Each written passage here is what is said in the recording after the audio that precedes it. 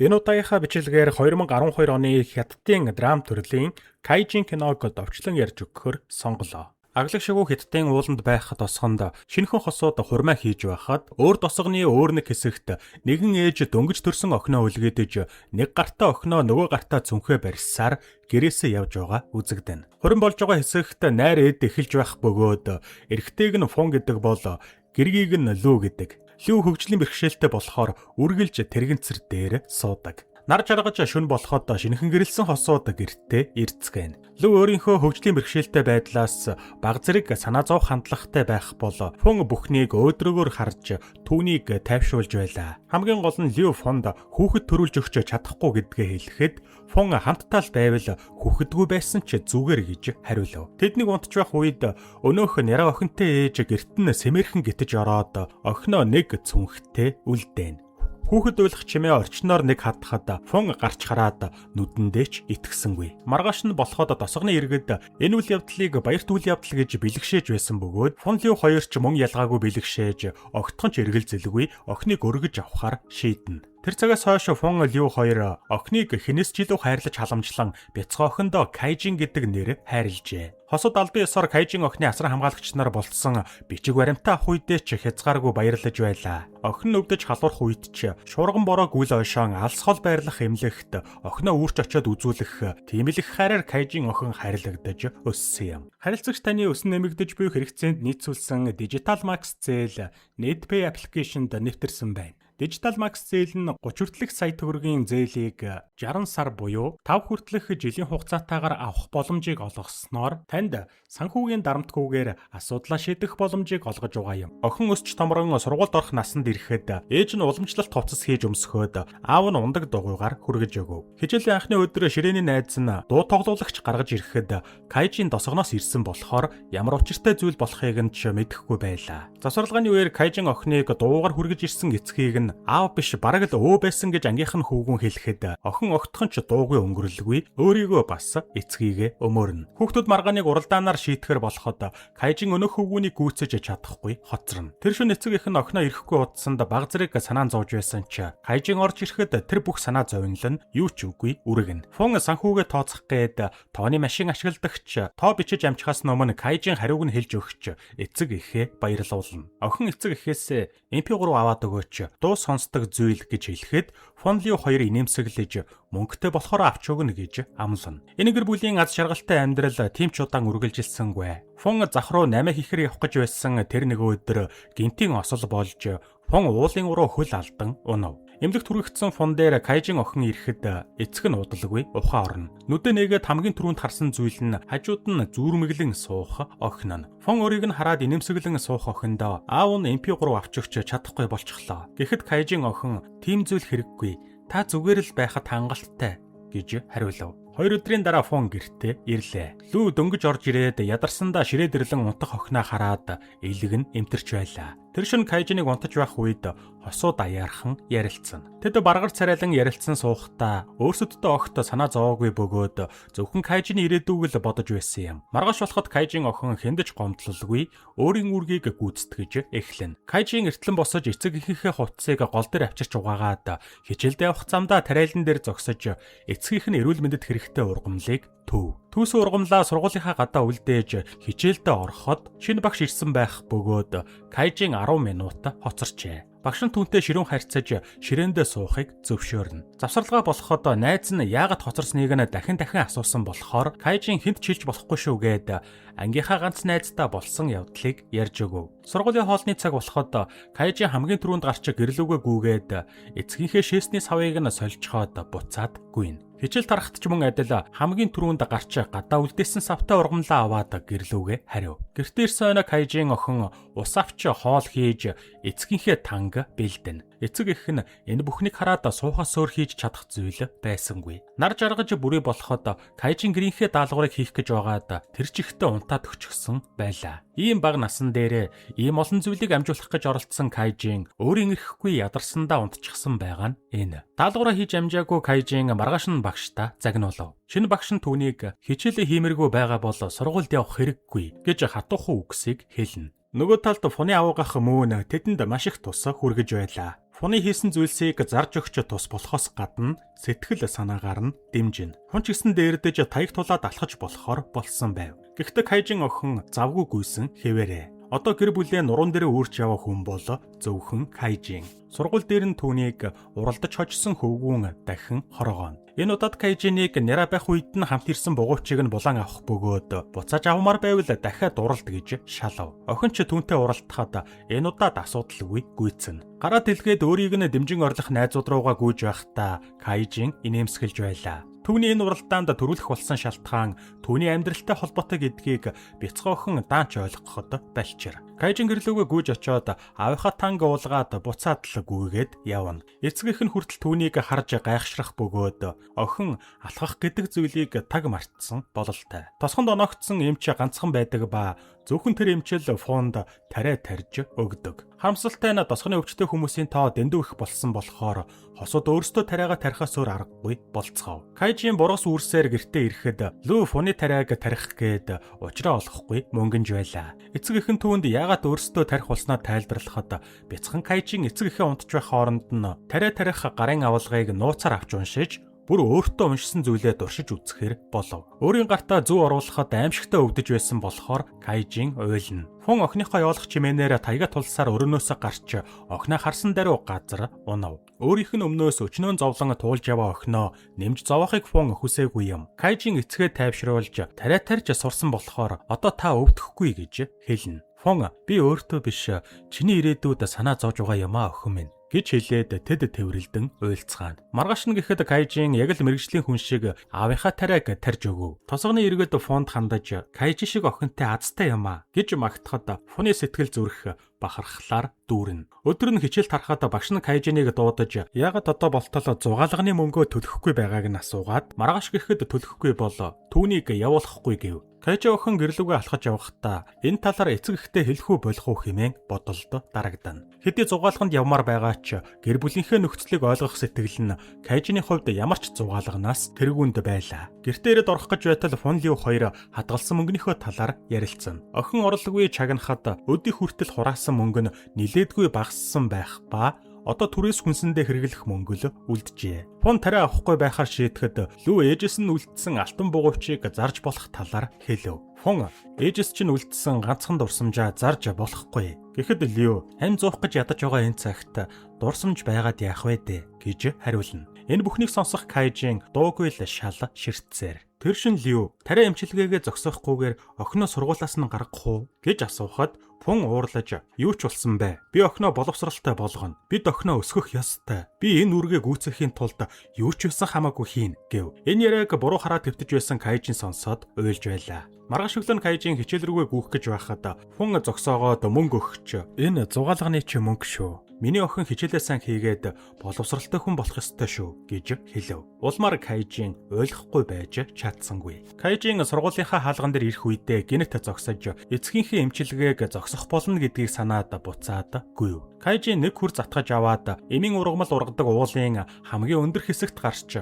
ховор ургамал түүж эхлэв. Дараа нь завсарлагаанаар гэртээ ирж байгаа юм шиг ирээд эцэг ихтэй хоол бэлдэж өгнө. Ээж нь зугаалганы мөнгөө өгсөн үү гэж асуухад Кайжин итгэл муутайхан өгсөн гэлээ. Кайжин хоол бэлдэж дуусаад түүсэн ургамлаа аван замын унаанд дайгдан зах дээр очиод ургамлаа дэлгээд суув. Түүний дэргэд шарсан дахиа зарж өссөн эр төр зур дахиануудыг нь харж байгаарэ гэж хэлэхэд Кайжин толгойд охин. Удалгүй нэг яарсан эмэгтэй ирээд дахиа авахад Кайжин чадах чинээгээр л хурдтай үйлчлэв. Эмэгтэй илүү мөнгө өгөхөд Кайжин хариултыг нь араас нь очиод өгнө. Шарсан дахианы эзэн ирэхэд Кайжин олсон орлогоо түүнд өглөө. Залуу баярлаж Кайжинд өөрийн өдрийн хоолоо өгөх бөгөөд охин ч амтархан идэв. Удалгүй Кайжины түүсэн ургамлууд ч сайн зарагдана. Тэр шөнө өөрийн олсон мөнгөө атхан суух Кайжин хизээч мэдэрч байгаагүй амжилтыг мэдэрнэ. Кайжин хичээлдээ очиагүй 7 хонсон байх ба хуучин багш нь ажилдаа иргэн ирээд алгуулсан Кайжины талаар сураглаж эхэллээ. Кайжины ширээний ганц найз хэнд ч хэлж болохгүй шүү гэсэн үгсийг нь сайн хадгалж байсан ч багш нь сайн болохоор дэсэлгүй хэлчихв. Хичээл тарахад багш нь Кайжины найзаар гэрээг нь заалгаад яваад очлоо. Бүх зүйлс эндээс ил болох бөгөөд хичээл дээр байгаа гэж ботсон охин нь 7 хоног очиагүй гэдгийг мэдээд Фун Лю хоёр маш их гайхлаа. удалгүй Кайжин бургас үрсээр гэртээ ирэв. Багш нь түүнээс яагаад хичээлдээ ирэхгүй байгааг нь асуухад тэрээр зугаалганы мөнгөгүй байсан болохоор гэж хариулна. Лүү зугаалганд яв гэж мөнгө өгсөн шүү дээ. Гэхэд Кайжин яаж аавын эмчилгээний мөнгийг үрэх юм бэ гэж хариулав. Битгий үүнд санаа зовоорой гэж ээж нь хэлсэн шүү дээ гэж Лүү хэлэхэд Кайжин ээж би таны охин шүү дээ. Би санаа зовохгүй өөр хэн санаа зовох юм гэд өөрийн цуглуулсан мөнгөө гаргаж ирлээ. Кайжин мөнгөө багш руугаа сарвайж би одоо зугаалганд явж болох уу багшаа гэв. Лүү яаж энэ мөнгийг олсныг нь асуухад Кайжин ургамал зах дээр зараад гэж үннээ хэлнэ. Энэ бүхнийг сонссон багшийн нүд нулимсаар дүүрч Кайжиныг тэврээд энэ мөнгө зугаалганд явхад хүрээд илүү гарах юм байна гэж хэлнэ. Маргааш нь Кайжин хичээл дээрээ ирэхэд багш нь хүүхдүүдээс зохион бичлэг авав. Багш нь Кайжины зохион бичлэгийг ширээнийхэн найзаар уншуулхад хайрт эцэг минь гэж эхлээд цаашаа бичээгүй байлаа. Багш яагаад үргэлжлүүлэн уншихгүй байгааг нь асуухад Кайжины найз өөр зүйл бичээгүй байна гэж хариулна. Ангийнх нь бусад хүүхдүүд Кайжиныг шоолж инээлтэхэд Кайжины ширээний найз уура барьж дийлэлгүй ангийнхаа хүүхдүүдийг загнаж гарав. Кайжин гараас нь татаад битгий гэж гуйдагч багш нь толгой догсноор найз нь үргэлжлүүлэн ярина. Та нарын хэн ч Кайжиныг мэдэхгүй.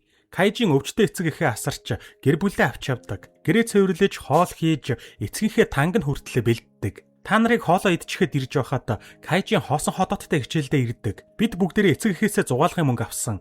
Харин Кайжин өөрөө тэр мөнгийг ажил хийж олсон юм. Та нар ядаж ганц удаа ажил хийж мөнгө олж үтсэн үү? Ядаж ганц удаа гэр бүлийнхээ өмнөөс хариуцлага хүлээж үтсэн юм уу? Хүүхэд ч гэсэн Кайжин энэ бүхнийг хийдэг. Ингэж зовж байхад нь түүнийг шоолж байгаадаа ичих хэрэгтэй. Гэхэд багш нь тийм ээ.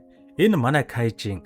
Бид түүнээр бахархах хэрэгтэй гэж хэлв. Хүүхдүүд нэг нэгээрээ гараа өргөн босож Кайжинд тусламар байна гэх бөгөөд нэг нь гэрийг нь цэвэрлэе гэхэд нөгөөх нь түлээг нь түүж өгье гэв. Энэ мэтэр бүх хүүхдүүд гараа өргөцгөөж Кайжинд туслахыг хүснэ. Бүр Кайжинтай уралддаг дээрлэхүү хүү хүртэл. Хичээл тарахад хүүхдүүд багшийнхаа хамт Кайжины гэрт очихоор болсон бөгөөд эцэгт нь шин таяг авч өгөөд туслахаар ирсэн гэдгээ хэлэхэд Фон Лүү хоёр санаа зовж татгалзана. Багш болон бүх хүүхдүүд зэрэг гуйж байж Фон Лүү хоёрыг зөвшөөрүүлээд угаалга хийж цэвэрлэж болох бүхэл зүйлсийг цэвэрлэнэ. Энэ нэг удаагийн зүйл мэт боловч эдгэр хүүхдүүдэд насан туршид нь мартагдахгүй маш том боловсрол болсон юм. Тэр шин багш нь гэртээ ирээд Кайжин охины тухай түүхийг интернетэд хуваалцаж олон хүмүүсийг бяцхан охиноос суралцаасаа гэж хүсжээ. Нөгөө талд эмч Фонебийн байдлыг үзэхэр ирсэн байх ба бүрэн эдгэрэх магадлал бараг л байхгүй гэсэн хариу гарав. Учир нь энэ гэмтэл дан ганц нуруу биш давхар мэдрэлийг нь гэмтээсэн ажээ. Лүү уйлж уй гашуудаа автаж байхад Кайжин ээжигээ тэврээд тайтгаруулна. Кайжин бууж өгөхийг хүсэлгүй эцгийнхээ нуруугаар давуу оруулж татаад багч гисэн дасгал хийлгэхээр болов. Бяцхан охинд насанд хүрсэн хүнийг татах хүндрэлтэй байгаа ч Кайжин аль хэдийн хат суусан охин шүү дээ. Кайжиныг дэрлэхдэг байсан хүүгүн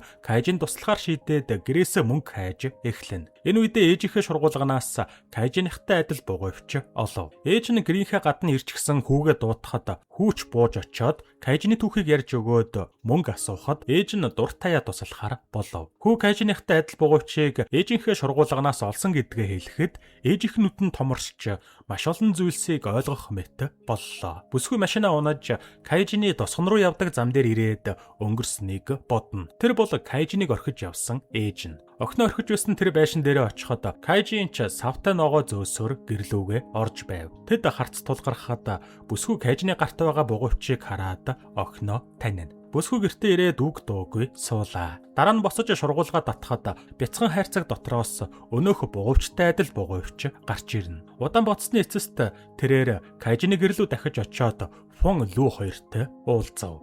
Лүү ямар хэрэгээр ирснийг нь асуухад бүсгүй өвдөг сөгдөн би их нүгэлтэй хүн. Би Кайжины ээж нь байгаа юм. Би охиноо энд орхиж байсан гэд цүнхнээсээ охин орхих үедээ үлгэж байсан давууны хэсгийг бас бугуйчаа гаргаж үзүүлв. Лүү давуу бугуйч хоёрыг хараад шууд л үнэн гэдгийг нь мэднэ. Лүү уурлаж энэ олон жил хаана байсныг нь асуун дүн өвлөөр охиноо үлдээж явчихад гэнт ирээд ээж нь гэж болохгүй. Төрүүлсэн байлаа гэд ээж болохгүй. Би охиноо нэлэх байхаас нь маш олон зовлонг туулж өдий хүргэсэн. Кайжин бол миний охин гэж хатуухан хэлээд түүнийг гэрээсээ хөөв. Гадаа бороо асгаж байхад Кайжины жинхэнэ ээж өрүүлээд ирлээд уйлж хэлж байлаа. Энэ хооронд Кайжийн бургас түүж яваад устай таарч гараа уугаана. Охин гараа уугаж байхад нойрон хүрээд хэцүү байсан тул тэсэлгүй унтчихав. Кайжийн зүүдлэхэд эцэг эх хоёр нь хоёулаа алхаж байгаа үзэгдэв. Фүнлүү хоёр охиныхоо ард алхаж ирээд Кайжиныг дуутахад охин хөөр баяр тумбаж эцэг эх рүүгээ гүйн. Сэрээд энэ бүхэн зүуд байсныг ойлгох Кайжины ганц хүсэл нь эцэг эхийгээ эрүүл байхыг харах. Нөгөө талд Фүнлүү хоёр нэг шийдвэрт хүрчээ. Тэр нь Кайжиныг жинхэнэ ээжт нь өгөх. Охиндоо хязгааргүй хайртай бас ийм зүйл хийх нь битгий хэл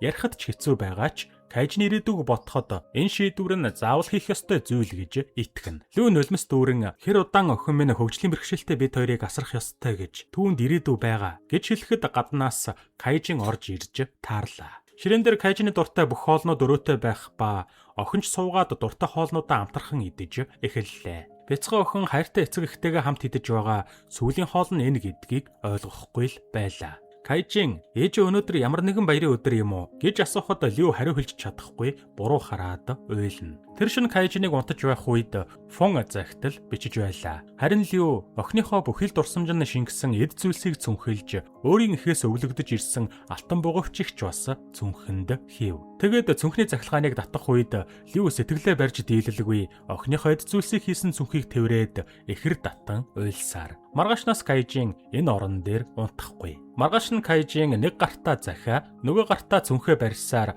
хотын төвөр алхана. Замдан таарсан хүнээр очих хаягаа заалгаад очиход тансаг байшин байх ба ангийнх нь хүүгүн түүнийг угтаж авав. Хүүгүн ямар хэрэгээр ирснийг нь асуухад Кайжин аав ээж энэ захиа цүнх хоёрыг энэ хаяг дээр хүргээд өг гэсэн юм гэж хариулав. Удалгүй жинхэнэ ээж нь гарч ирээд Кайжныг хараад баг зэрэг гайхширна. Кайжийн цүнх захидал хоёроо өгөхөд жинхэнэ ээж нь гэрлүүгээ орохыг өрөв. Кайжны ээж захааг уншихад Фон Лүү хоёр охиныхоо төлөө гих үүднээс Кайжныг бүр мөсөн ээжт нь даатгсан байлаа. Бүсгүй гарч ирээд өөрийгөө Кайжны жинхэнэ ээж гэж хэлээд тэврэхэд Кайжин юу яриад байгааг нь ойлгохгүй сандрана. Захаг Кайжинд өгөхөд охин задлж уншаад шууд тэндээс гарч гэрлүүгээ гүйв. Түүний араас жинхэнэ ээж нь алдахгүй дагах бөгөөд Кайжин гэртээ ирэхэд эцэг эх нь байсангүй.